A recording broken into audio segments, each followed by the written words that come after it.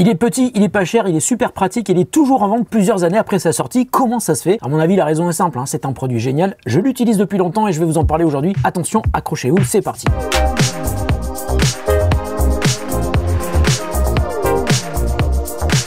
Salut à toutes et à tous, j'espère que vous allez bien, moi ça va super bien comme d'habitude. Dans les messages que je reçois de votre part, ou très souvent dans les commentaires, il y a une question qui revient de manière assez récurrente. Quel vidéoprojecteur acheter pour pas trop cher? Et là je vous réponds presque toujours la même chose, commencez déjà par éliminer les vidéoprojecteurs low cost qu'on trouve à moins de 100 €, car vous serez forcément déçus, c'est quasiment toujours des produits très bas de gamme. En revanche, vous me demandez aussi très souvent ce que je vous conseille comme vidéoprojecteur autonome pour brancher où vous voulez, dans le salon, dans la chambre, et l'emmener partout un petit peu avec vous. Et bien là, il faut absolument que je vous parle de celui-ci, c'est le ViewSonic M1 que j'utilise depuis longtemps. C'est un vidéoprojecteur petit format. Il est vendu 299 €. Alors je l'ai chez moi depuis plusieurs mois et je l'ai emmené un petit peu partout, en vacances, au bureau, chez les copains, et à chaque fois, il fait son petit effet. Alors tout d'abord, son gros point fort, c'est que c'est un vidéoprojecteur qui est autonome. Pas besoin de le brancher sur secteur, il y a une batterie intégrée et on peut compter sur environ 4 heures d'autonomie. Donc c'est largement suffisant pour regarder un film, même Avatar, mais c'est aussi adapté pour une petite soirée gaming ou pour regarder un match de foot chez les potes. Et c'est aussi largement suffisant si vous voulez l'utiliser pour projeter des slides dans votre prochaine réunion. Alors évidemment, il est livré avec un adaptateur secteur qui vous permet d'une part de le charger, mais aussi de le brancher pour regarder des vidéos pendant plusieurs heures sans avoir besoin de vous soucier de son autonomie. Alors vous le voyez, il est tout petit, il pèse moins de 1 kg. À ce tarif-là, il faut quand même être réaliste. Il a une résolution qui est assez modeste, 854 par 480, donc même pas HD. Faut pas se dire que ça puisse être la pièce maîtresse de votre nouveau home cinéma, mais c'est un projecteur portable et qui peut donc être trimballé partout, que vous pouvez sortir pour projeter sur un mur blanc ou sur un écran. Ça fera une grande image. Pour le prix, vous serez sans doute pas déçu. Et ViewSonic a une idée géniale, c'est d'intégrer un véritable pied dans le corps du M1. Donc on l'ouvre comme ça et on peut le poser sur un bureau, sur une table de salon, et on le fait tenir dans la position la plus adaptée pour viser le mur ou l'écran en face. Alors un autre truc cool qui devrait aussi vous plaire, on peut orienter le projecteur vers le plafond comme ça pour regarder un film depuis son lit. Je vous précise ça parce que c'est aussi une question qui revient assez souvent dans vos commentaires. D'ailleurs, autre idée sympa, vous avez aussi la possibilité d'installer le M1 sur un trépied, car vous le voyez, il y a un pas de vis sous le projecteur, c'est assez malin. Alors maintenant, comment l'utiliser et qu'est-ce qu'on peut brancher dessus? Sur le côté, il y a une petite trappe et si je l'ouvre, on accède à des entrées-sorties. Donc on y trouve un slot micro SD, ça veut dire qu'on peut y mettre des photos ou des vidéos dessus et diffuser sans qu'il soit branché à un autre appareil. Ensuite, on trouve une prise USB type C, ça c'est pratique car ça vous permet à la fois de le charger mais aussi de le brancher à un PC, de diffuser ce qui vient depuis votre PC vers le M1. Ensuite, on trouve une prise